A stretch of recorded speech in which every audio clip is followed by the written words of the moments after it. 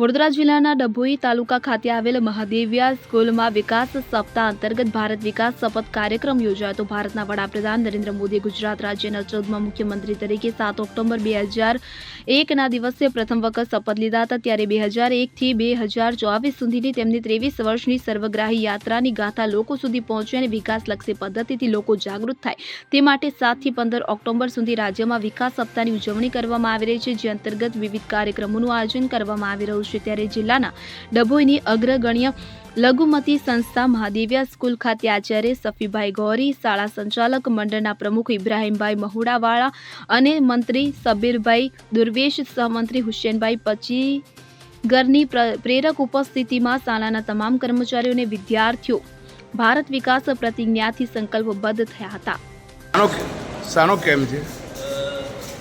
5 વર્ષ કરતાં ઓછી ઉંમરના બાળકોનું જ્યારે આધાર કાર્ડ નીકળતું હોય ત્યારે તેમની આંખોની કીકી કે ફિંગરપ્રિન્ટ લેવામાં આવતા નથી, પરંતુ તેમના જન્મના દાખલાના આધારે આધાર કાર્ડ બનતું હોય છે।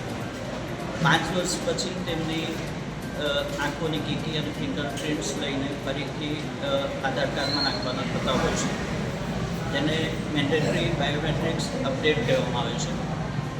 એ જ રીતે 15 થી 17 વર્ષની ઉંમરે બાળકને ફરીથી ફિંગરપ્રિન્ટ્સ અને આંખોની કીકી સ્કેન કરવાની થતી હોય છે। હાલ આ બાયોમેટ્રિક્સ અપડેશનની કામગીરી મહાદેવિયા સાર્વજનિક હાઈસ્કૂલ ખાતે ચાલે છે। ડભોઈ RS પોસ્ટ વિભાગના કર્મચારી કનુભાઈ અને શ્રી નંદુભાઈ રાઠવા સાહેબ અત્યારે આ કામગીરી માટે શાળામાં ઉપસ્થિત છે।